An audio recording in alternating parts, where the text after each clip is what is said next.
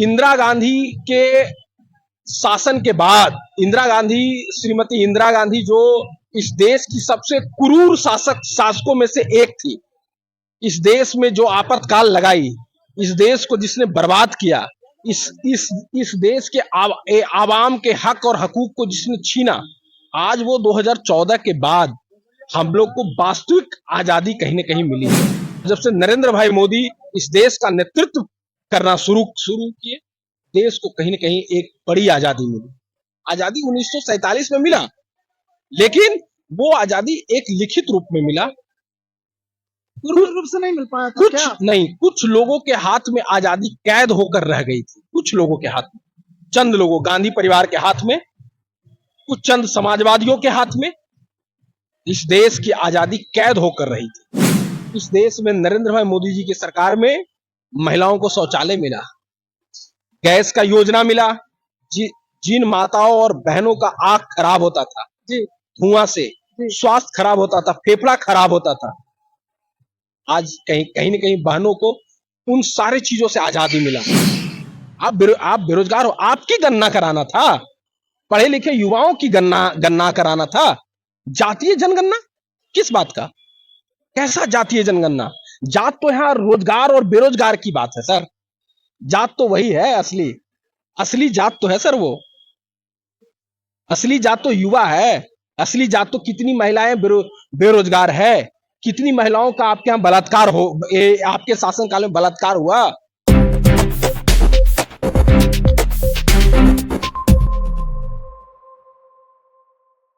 Hello नमस्कार साथियों, मैं अंकित पटेल। अभी हम पटना मौजूद हैं और यहाँ पे देख सकते हैं कि बीजेपी का कार्यकर्ता है और पटना में तिरंगा यात्रा निकाल रहा है, जो बाइक के द्वारा निकाला जा रहा है। और इनसे हम आज पूछेंगे कि कहां से कहां तक यात्रा ये चलेगा। क्या सर? ये पूरे पटना शहर को हमारी बाइक रैली हर घर तिरंगा यात्रा के तहत घूमेगी। और ये 15 अगस्त का जो त्योहार है, ये छठ, दिवाली, होली, ईद, बकरीद, शुभरात सबसे बड़ा त्योहार है हमारे लिए, क्योंकि इस दिन हमें आजादी मिली और आजादी का कीमत का कोई मूल्य नहीं है, और ये बहुत अनमोल त्योहार है। आप लोग कहां से कहां तक निकाल रहे हैं यात्रा? ये हम लोग लगातार पूरे पटना घूमेंगे। मतलब जितने भी पटना चौक चौराहा है सब आप लोग वहां पे पूरा।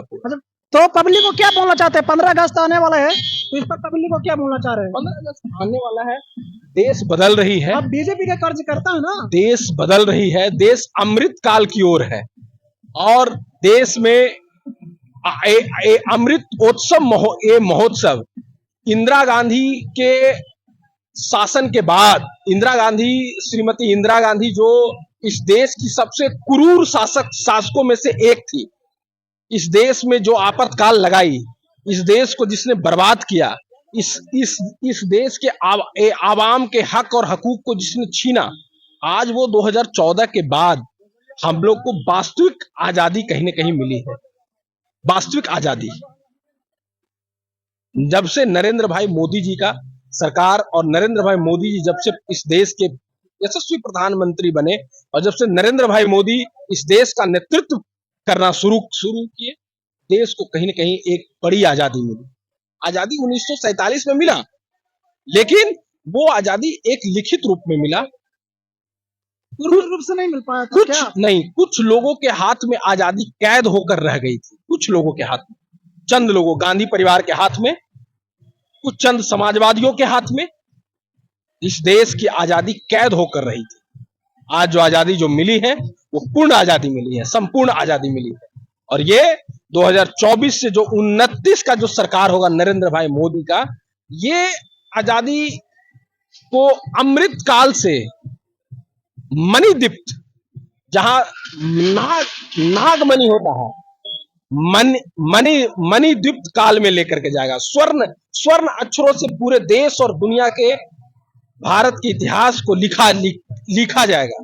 सर आप जैसे बोल रहे हैं कि जब उस टाइम आजादी नहीं हुआ, जब कांग्रेस के बोल रहे हैं, तो क्या सर वो कांग्रेस वाले हैं तो बोल रहे हैं कि जब बीजेपी की हार होगी या बीजेपी की सत्ता जाएगी तब हम लोग का आजादी भारत को मिलेगा? वो इस तरह से कांग्रेस वाले ने तो इस देश को लगभग 60-65 सालों तक लूटा है।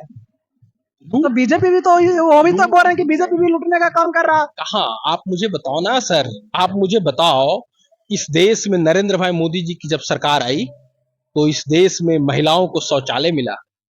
समझिएगा बात को, तर्क संगत बात मैं, इस देश में नरेंद्र भाई मोदी जी की सरकार में महिलाओं को शौचालय मिला, गैस का योजना मिला, जिन माताओं और बहनों का आंख खराब होता था जी धुआं से, स्वास्थ्य खराब होता था, फेफड़ा खराब होता था, आज कहीं न कहीं बहनों को उन सारी चीजों से आजादी मिला। आज प्रधानमंत्री विश्वकर्मा योजना हुआ शुरू, आज प्रधानमंत्री के द्वारा प्रधानमंत्री आवास योजना, जी मिट्टी के घर लगभग इस देश में 90% गांव में मिट्टी के घर खत्म हो चुके हैं और सब लोग एक अच्छे घर में, ईंट के मकान में, पक्के मकान में समानता के तरह समानता के तरह लोग रहते हैं। कोई एक दूसरे के अंदर भेदभाव नहीं है। इस देश में किसानों के प्रति कोई चिंतित नहीं था। अब मेरे भाई हो, आप किसान के बेटा हो, जी यस यस। आज किसान समृद्धि योजना किसानों के लिए एक बेहतर योजना कहीं न कहीं जो हर एक महीना उनके खाता में डायरेक्ट पैसा जाता है, हर एक महीने।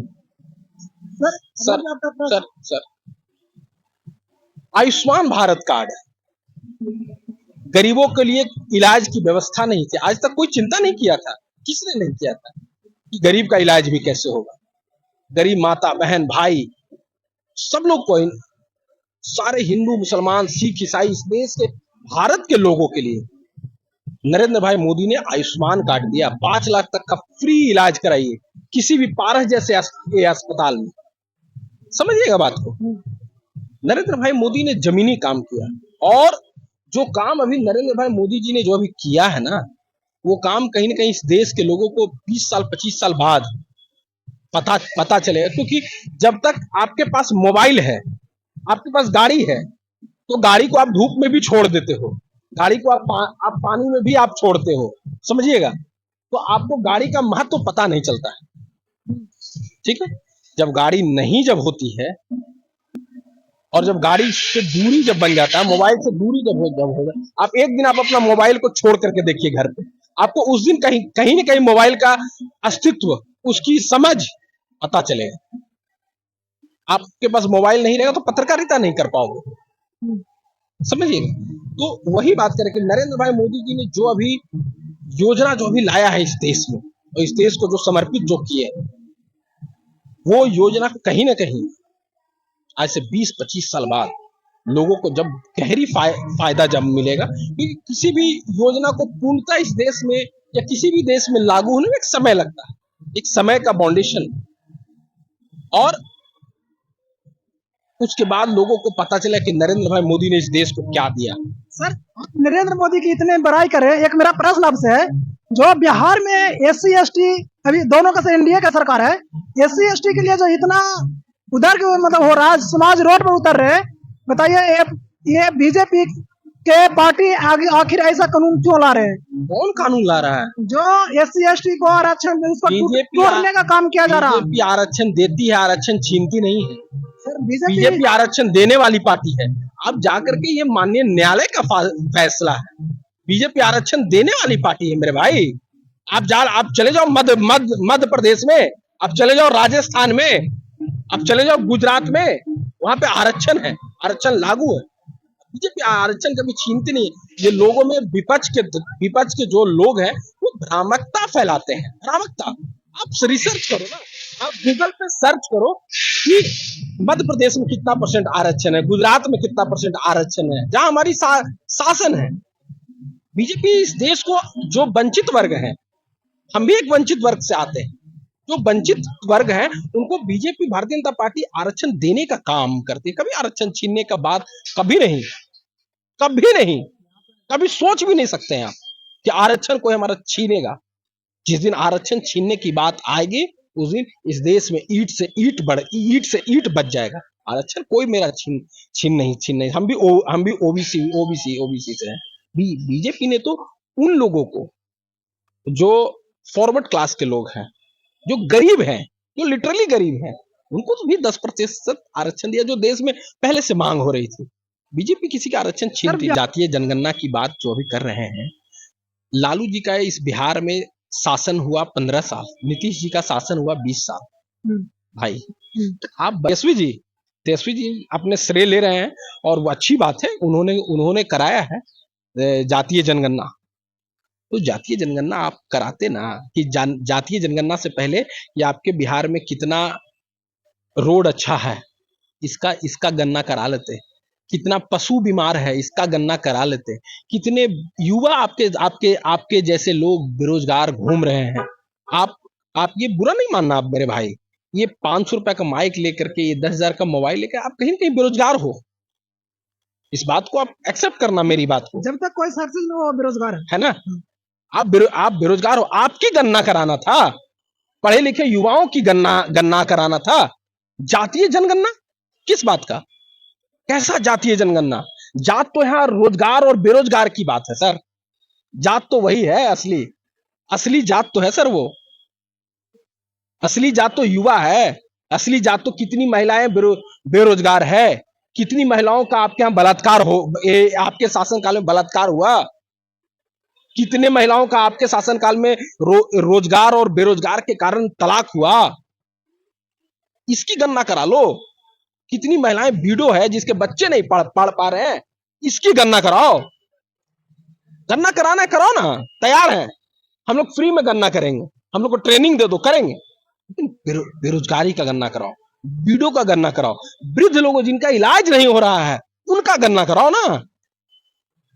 अब गणना करा रहे हो जात का गणना कराने से क्या लाभ मिला तेरे को?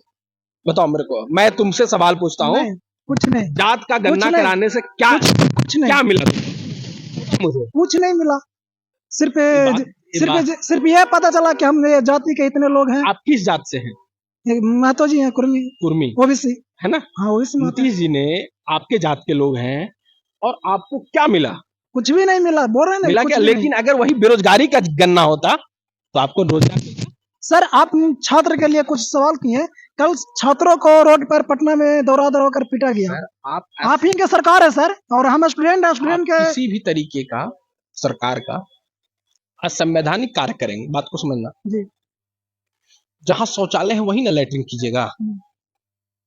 बोलिए, अगर लैट्रिन रोड पर कीजिएगा, अपने दरवाजा के बाहर कीजिएगा, आपको या तो ढेला से मारेगा, आपको लोग डांटेगा, बोलेगा, गाली देगा, नहीं सुनेगा, एफआईआर करेगा। समझिए, देखिए बहुत तर्कसंगत बात बोल रहा हूँ।